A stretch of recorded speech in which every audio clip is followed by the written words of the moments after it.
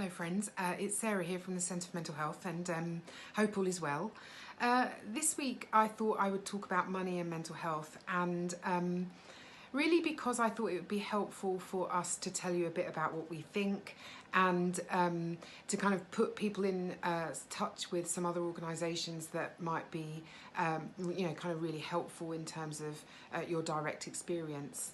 But first I kind of want to say that I think a good welfare system is an important aspect of all civil society. I think it's important because it talks about who we are as a society. It talks about what we value and what we think is important.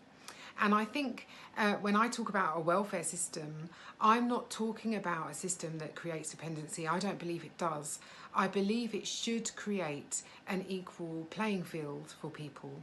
I think it should give people an opportunity to live a decent life, regardless of where they are. It should support people who are too unwell to work, and it should support people for as long as it takes.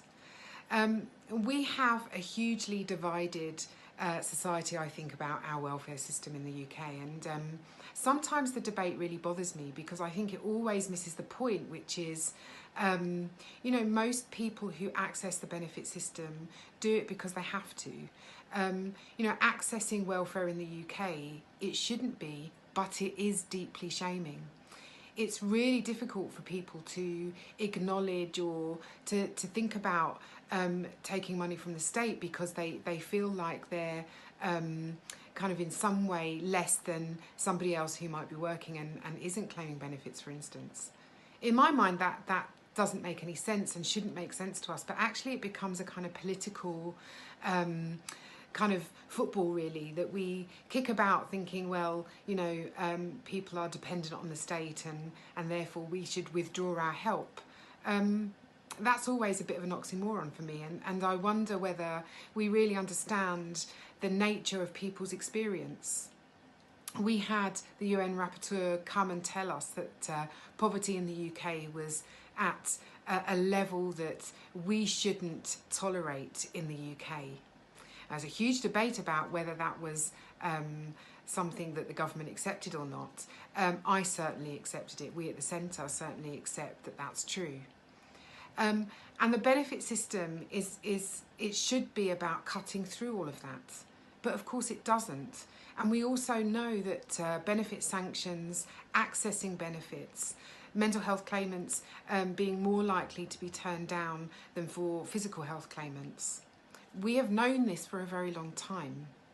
And I guess that has a lot to do with stigma and discrimination, but also has to do with what we think about people who claim benefits.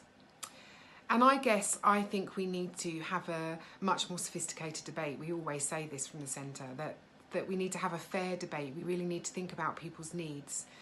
And when people have mental illness, managing money can be really difficult. Getting into debt can be easy.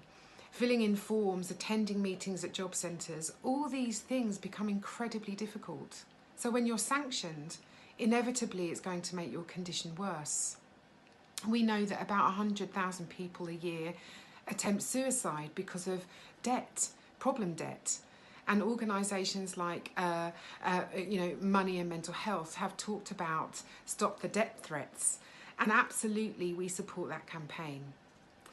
So I guess my position, our position at the Centre is very clear. The welfare system is there to support people who need it. It needs to be accessible and it needs to understand the needs of people with mental illness.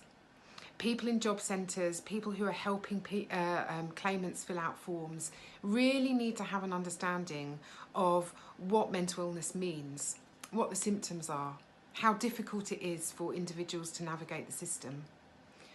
So I guess with all of that kind of training, we also need a debate in society about what we value.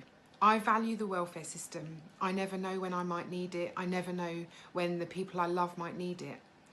And therefore I think we all have a stake and we all have a voice in making sure that it's preserved, and it's preserved in a way that maintains dignity and equity for all of the people who live in civil society.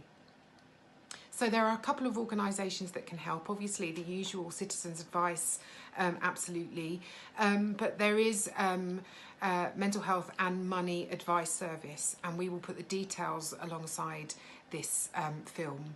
And there is also Money and Mental Health, who does amazing work campaigning for change in financial regulation. So please do check them out and support them, because I think it's so easy for us to forget how important money is to all of us.